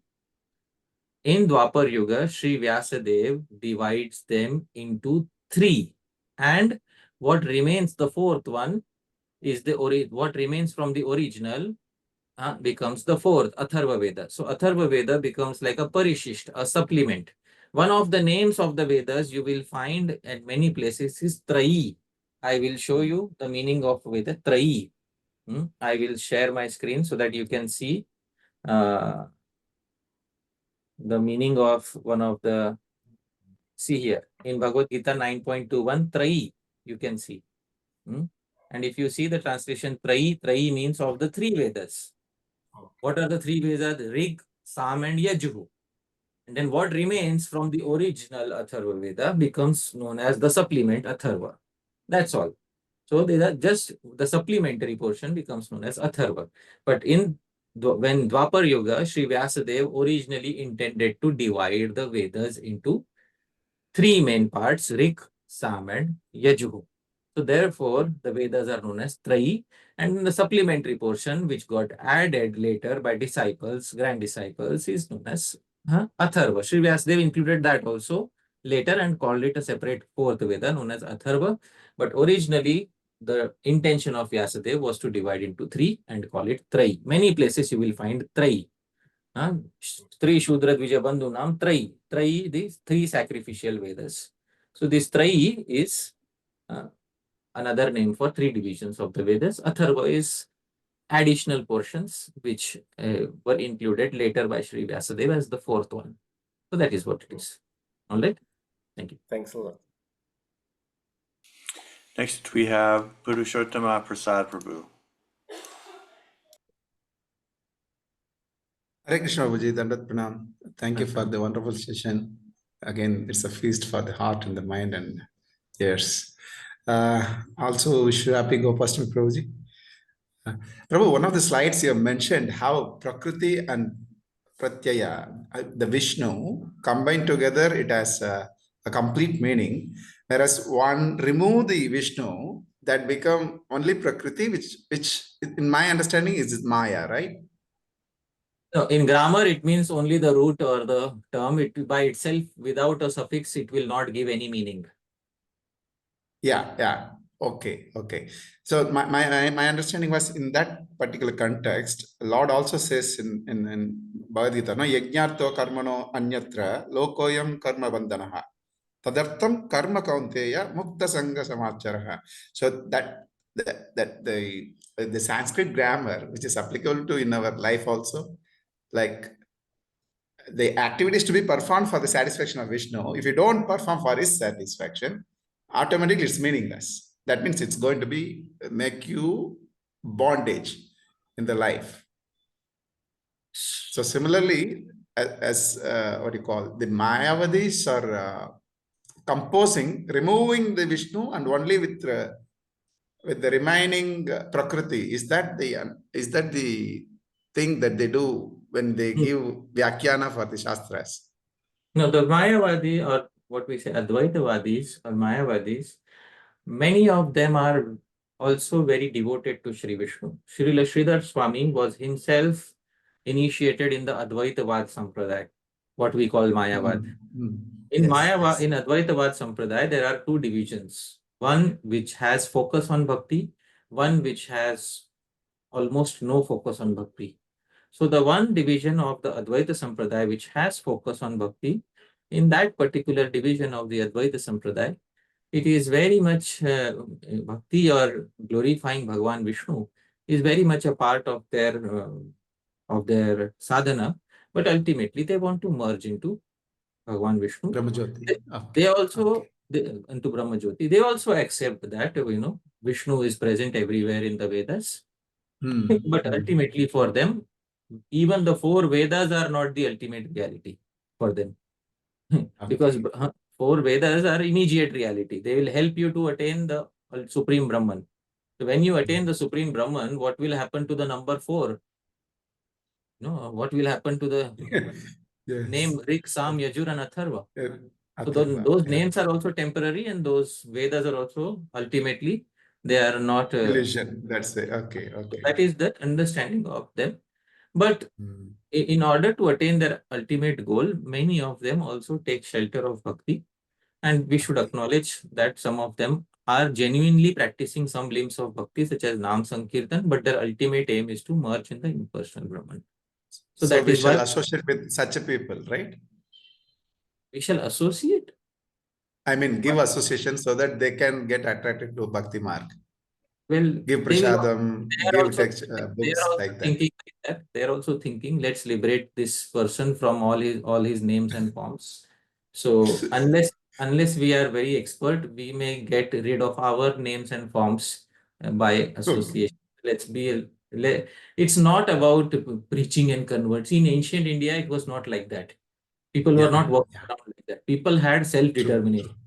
People had self-determination. Somebody wants Advaita as his vision of life. They were Advaita. They're not they thinking can do that. Yes. I will convert 100 Vaishnavas into Advaita. They were not walking around with that. And those who were Vaishnavas, they had that vision. They were not walking around with the vision, today I will convert 100 Advaitavadis into Vaishnavism. Exactly. That mass scale preaching was not the vision of the previous individual sadhakas. So mass scale preaching came later. But that is all right, no problem. Previously, if you can genuinely convince somebody about your path, that is, even one person you convince, that is good enough. So that is the understanding which the previous souls had. So I hope that satisfies your query. Beautiful, bro. Beautiful. Thanks a lot. Next we have Bhakti and Dorothea. Hare Krishna, dear devotees. Please accept my humble pranams. Thank you, Prabhu, for illustrating how Sankirtan is like that the Vedas are made of Sankirtan, basically. And that's something that's very fundamental, very nice to understand. I have a question about the last slide you shared, which is the Ahobata Shvapatru verse. And I was wondering if the holy name that is mentioned there, if Shodhanam is indicated, or Namabhas or Namaparad, what can we understand? Because there are some effects stated, like persons who chant the holy name of the Lordship must have executed all kinds of austerities and so on. So it seems like they have accomplished something, but when there's Namaparad, I don't know what. All right. So if you could. So the categorization of Shuddhanam, Namaprad and Namabhas is not the intention of Mother Devahuti when she is uttering the verse.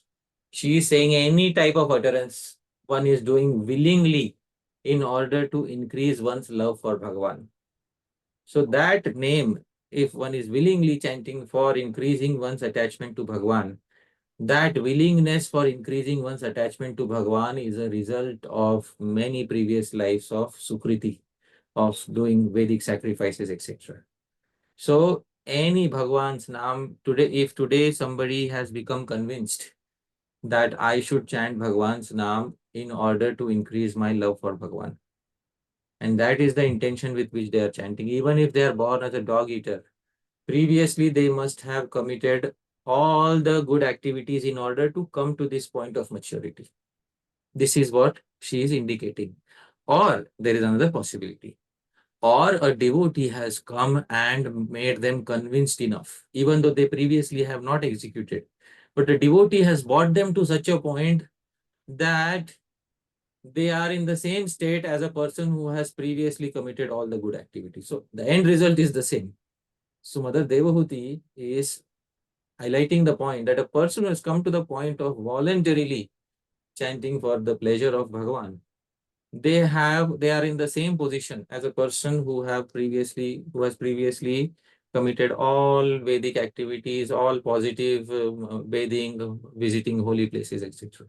So that is the intention. But the categorization of Nam, Aparad, etc. is not there in that particular verse, because she is just saying the willingness to chant Bhagavan's Nam for his pleasure should be there. Those details we will see later. But the willingness to chant Bhagavan's Nam should be. Anyways, what is Namabhas? Namabhas is when you chant a Nam, but Bhagavan is not indicated. Like Ajamil chanted Narayan's Nam, that is Namabhas. So Devahuti's verse cannot refer to Namabhas. Either it has to refer to Nam Aparad or Shuddha Nam. It may be Nam Aparad or it may be Shuddha Nam.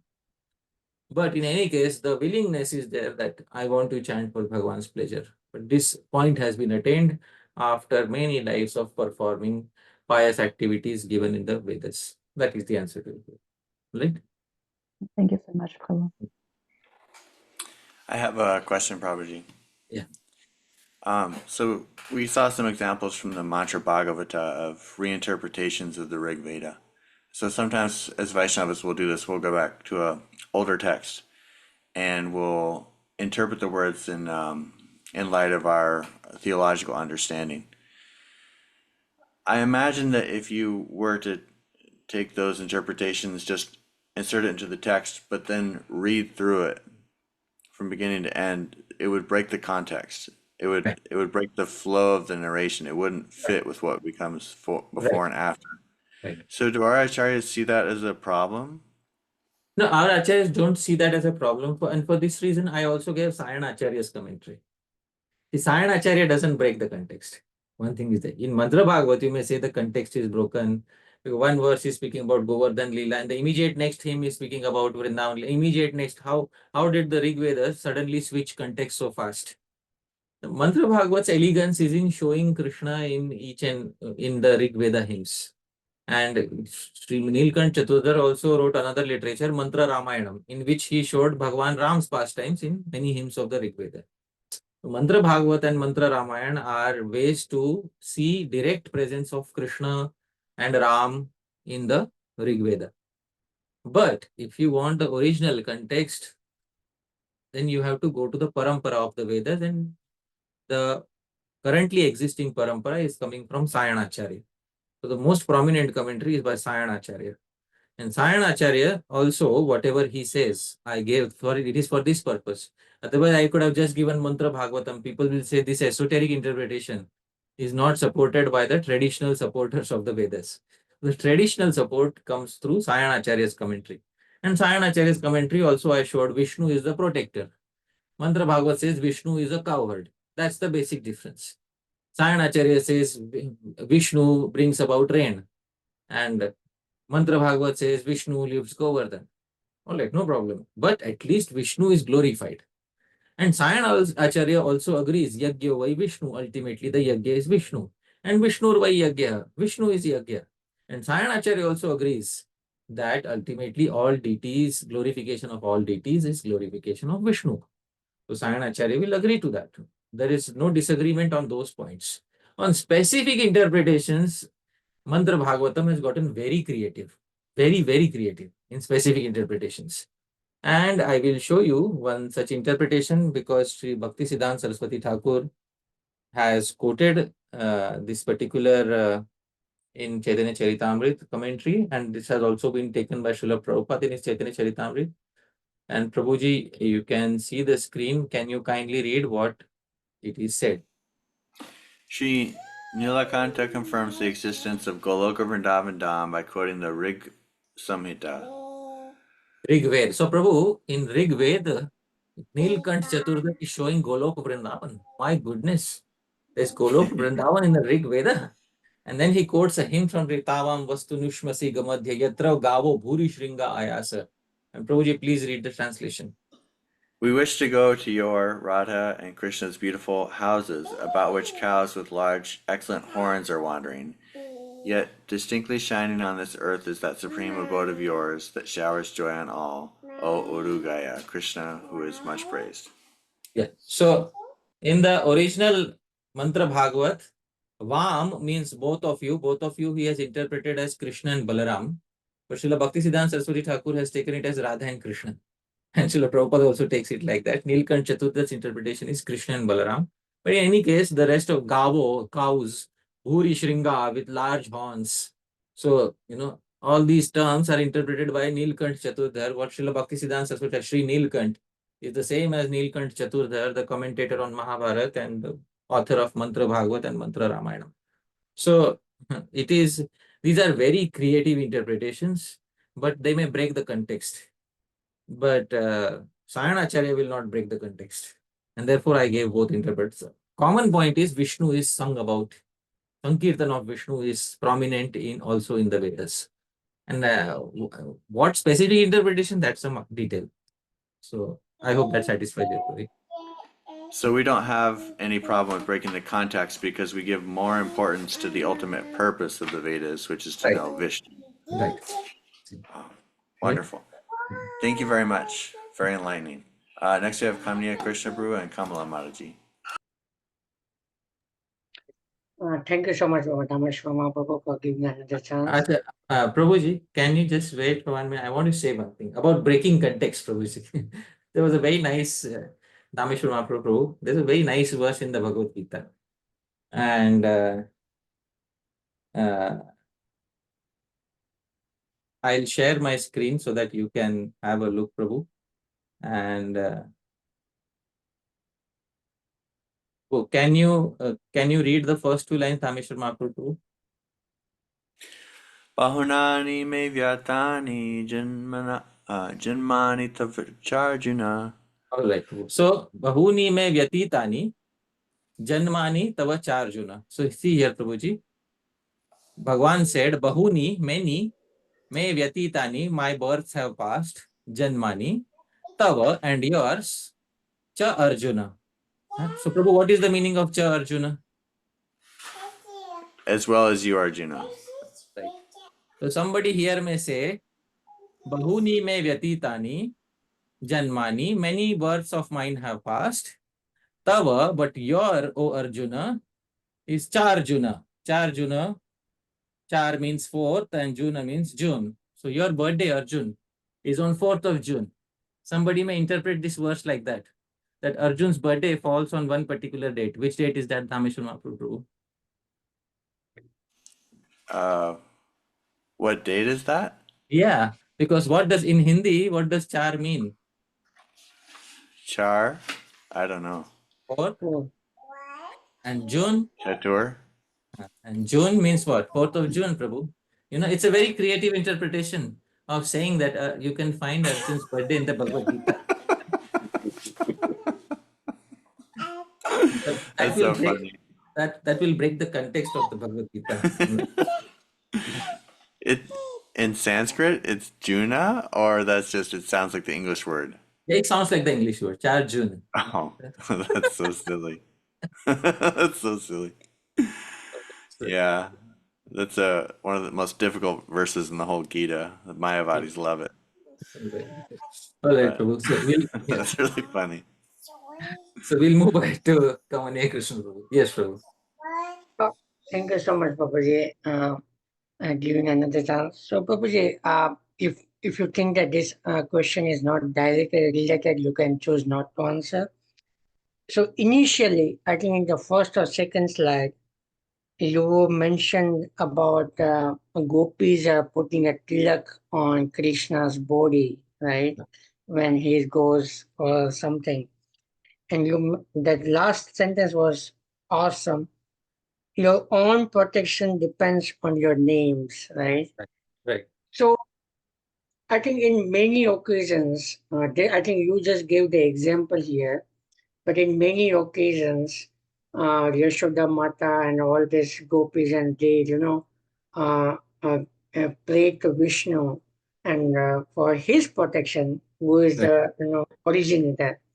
So I was just wondering, might be a topic imagination, but how Krishna will be feeling at that time?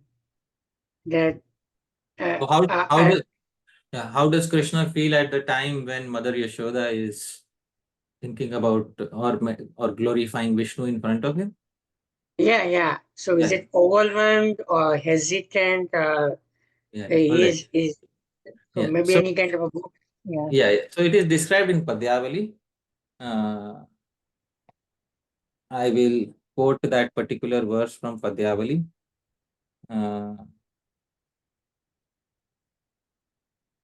Right. Here is Padyavali 151.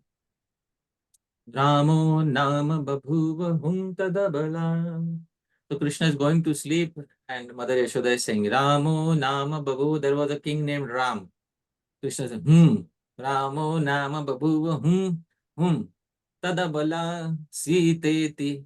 And his wife was Sita. Tam pitur vacha panchavati vane nivasatas tasya harad ravana. And when they were staying in Panchavati by the order of their father, Ravan snatched away Sita. Krishnasyeti puratanim nija katham akarnya matreritam. When Krishna heard his own story spoken by his own mother, Saumitre kwa dhanuriti. Krishna started shouting, Saumitra, Lakshman, where is Dhanur? Where is Dhanur? Where is Dhanur? Where is my bow? Where is my bow? Where is my bow? Vyagra Giraha Pantuva. Mother Yashoda was surprised that this child is acting now like Ram, although she'll never believe that he's Ram. So sometimes he smiles, he laughs, sometimes he, acts in a funny manner. So there are various reactions to hearing about his own Leela from Mother Yashoda. So that is the answer. So is it mentioned into some Padyavali or any other books where in this kind of occasion? Padyavali has a few of those. Padyavali has a few of those verses. Any other commentaries apart from the Padyavali? You may find in Anand Vrindavan Champu or some you may find in Gopal Champu, but Padyavali has a good collection of those verses. Okay, thank you so much. Thank you. I have another question, Prabhuji. Yeah. While you were giving the class, I was reminded of this verse from the Gita. Of letters, I am the letter A, and among compound words, I am the dual compound. I was wondering if that verse might have any relevance in the themes of your talk today. Aksharanam akarosmi. In English, it comes out as A, but actually it is A. it is the Sanskrit syllable aksharanam. Amongst all the syllables, I am the syllable because this syllable is placed at the beginning of the entire set of syllables. So the first syllable is represented by Bhagwan Krishna, and mostly because it is the first swara. Swara means vowel, and vowels are independent. Independent means they can be pronounced without taking help of any other syllable, and you can extend them for as long as you want.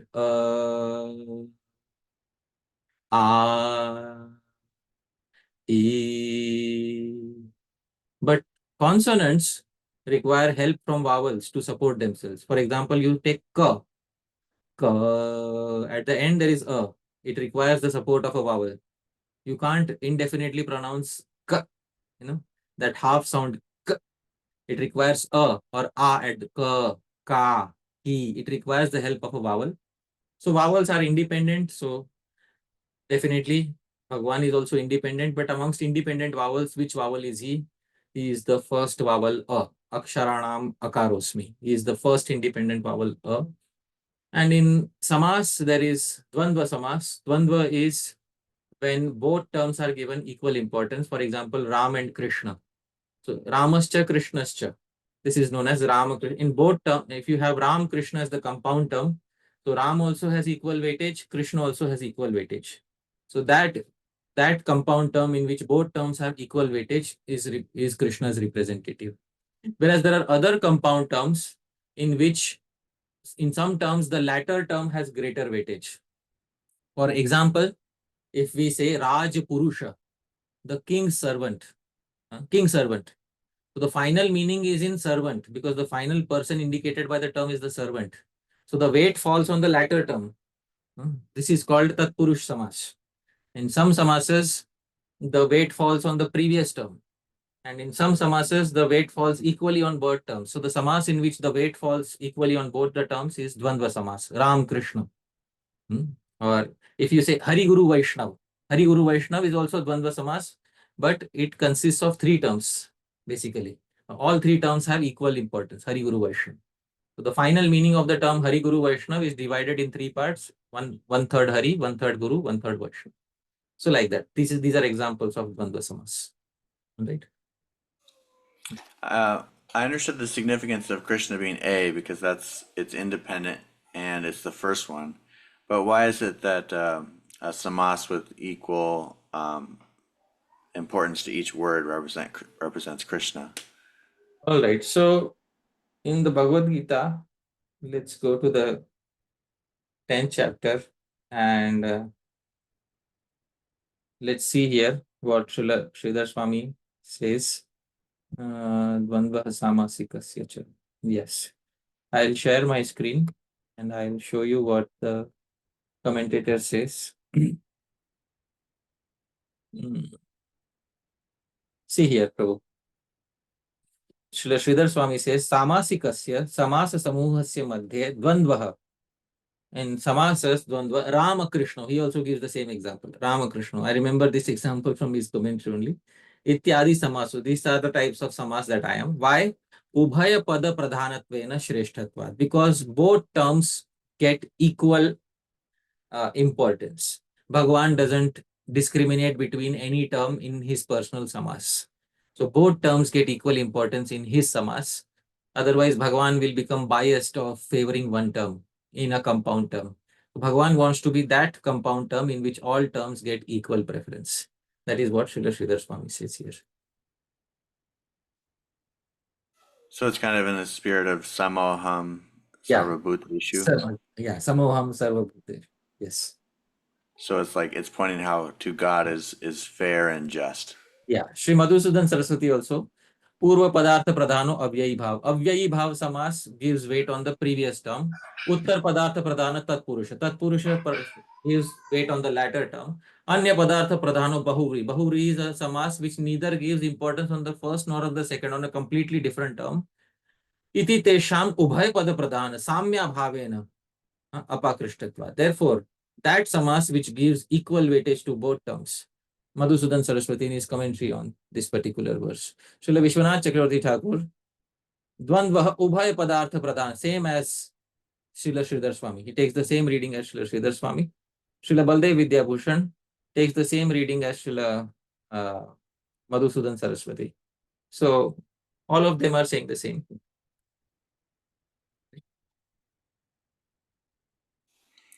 Very enlightening, Prabhu. Next, we have a question from Shama Chandra Prabhu. Hare Krishna, Prabhu. Just one thing came to my mind, like, when you're explaining how Vishnu is everywhere. My voice is clear, right, Prabhu? The voice is, it's Dhāmeśvara Prabhu. How do you find the voice? Maybe speak closer to the mic. Yeah. Is it better now? Yeah, it's better now. Yes. Okay. Just. Okay. Yeah. Okay. So yeah, I mean, I was just thinking about how the explanation given how Vishnu is everywhere, and how Vishnu is a foundation for everything, right? Including Paravidya, Paravidya. Like I was also thinking like how Bhagavatam explains about cause and effect in the third canto, right? Because we accept that cause and effect are actually non-different, Satkaryavad. Right. That when there is effect is there, the cause is not destroyed. And Right. cause is pervaded all over the effect. Right. Like when you have a piece of cloth which is made up of thread, the cloth is effect, but thread is also there in the cloth. I mean, the cloth is not destroyed, and thread is pervaded all over the cloth, right? So similarly, like when we have this creation which is coming from Vishnu, who is the cause. So Vishnu is because effect is there in the cause, so the Vishnu is pervaded all over the effect, and he's a support for the effect. Without that support, then the effect is destroyed. Effect cannot hold it without the cause, right? Right. So similarly like that, like one more explanation or one more reason how we can say that Vishnu is everywhere. Yeah. Yes, Prabhuji. This is very nice. And it is also, this understanding is also supported in the Srimad Bhagavatam in 10.9.13. I will share my screen where it is directly specified by Sri Shukdev Goswami. It says, Na chantar na bahiryasya. He has no interior, no exterior. Na purvam, na pi chaparam. Nothing before him, nothing behind him. Purva param bahis chantar. In fact, he is inside and outside of everything. Jagato yo. He is of the world, Jagatcha, and he is the world. Yeah. So his Jagata is belonging to the world and he is the world. So, so this understanding is directly the Satkaryavad, that cause is present within the effect, is also given directly in the Srimad Bhagavatam.